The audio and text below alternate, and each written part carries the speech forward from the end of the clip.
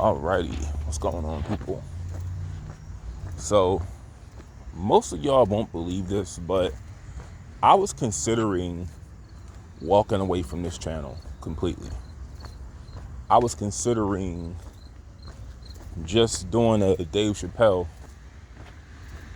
Now, I told you, if I find you interesting, I'll still view your content. I wouldn't just automatically stop watching.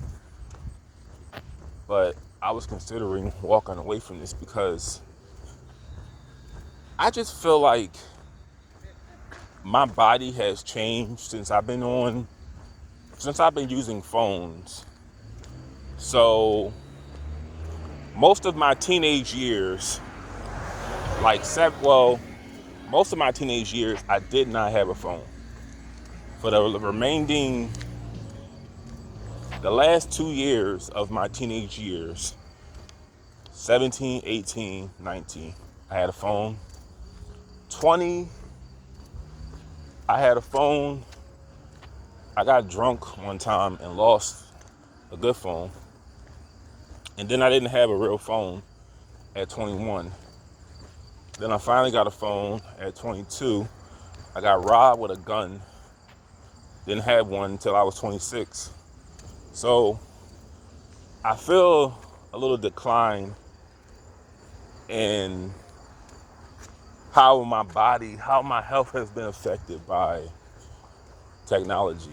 I just can't really explain what it is because I don't have the information. I can't really articulate what phones do. It would be really ignorant for me to say there's some kind of radioactive chemical that's messing with our brains. That sounds like something you'll hear on like an Alex Jones show. But it could be true. But I was considering just walking away from this. Now here's the thing. I don't use YouTube as much the past few days. I don't use really anything on my phone. The only thing I probably use my phone for is to check the bus and any ways I can make money. But I've been using Tubi for the past couple of days. It's really just been music. It's been movies. I can't do a whole lot of music because I can't take a lot of that vibration in my head. But it's been movies, TV, Bible study, which I'm going to do as soon as I get back in the house. I'm going to do all of my religious material. I want to just read through all of my pamphlets, Bible study lessons, Bibles. I don't throw away nothing considered sacred. That's one thing. Even when I was an atheist, I never desecrated the Bible. I never did that. But I was considering just taking a break from social media. I wasn't gonna post no more, but I wanted to talk about this show I watched. That's why I'm on here. Shoot, maybe if I'm on Tubi long enough, because Tubi is everywhere. I never knew that. I didn't know it was on. I never noticed Tubi before, but maybe I did. I don't know. Because I know Google has free movies and free TV shows. I'll start looking at the free stuff. But it's this show that caught my attention called Inmates to Roommates. Now, this show is basically what the title appears as. What you hear in the title is what the show is. Inmates, well, they should just, let me clarify that. Ex-convicts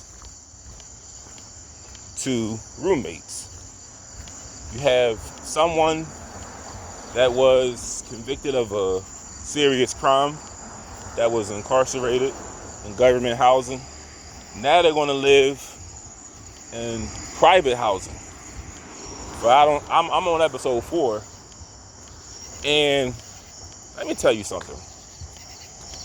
I like it when I can watch reality shows where I can find Christians that are more Christian than me, because I don't know how they do it. I'm not at that point yet.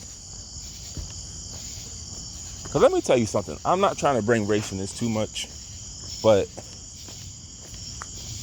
I really believe that the white people who claim to be more like humanists than like Christians, the ones that don't believe in God, but they display like the cultural Christians. They come off more. They're probably closeted Christians. They just don't want that.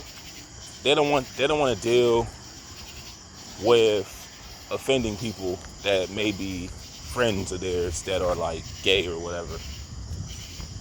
But I really suspect you got this side. You have like he's like a shrink, like a therapist, psychiatrist on the show,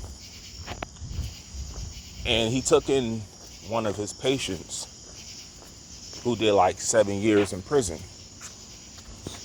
And see, that's what I'm saying.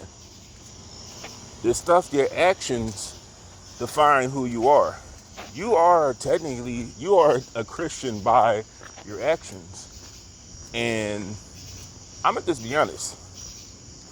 I would not take, knowing what I know, I would not take in somebody that got out of prison. Because God doesn't exist in prison. And I'm saying that to say God is everywhere, but people don't, this is what I'm trying to say. God is rejected in prison. I mean, you rejected him obviously by the stuff you were doing that got you there in the first place. But it's 2 people that I'm watching that are really intriguing to me. It's this black boy, well, he's like 25, from Michigan. I don't know what, I think he robbed some people. He broke in people's homes. He did 7 years. And he's still trying to relive his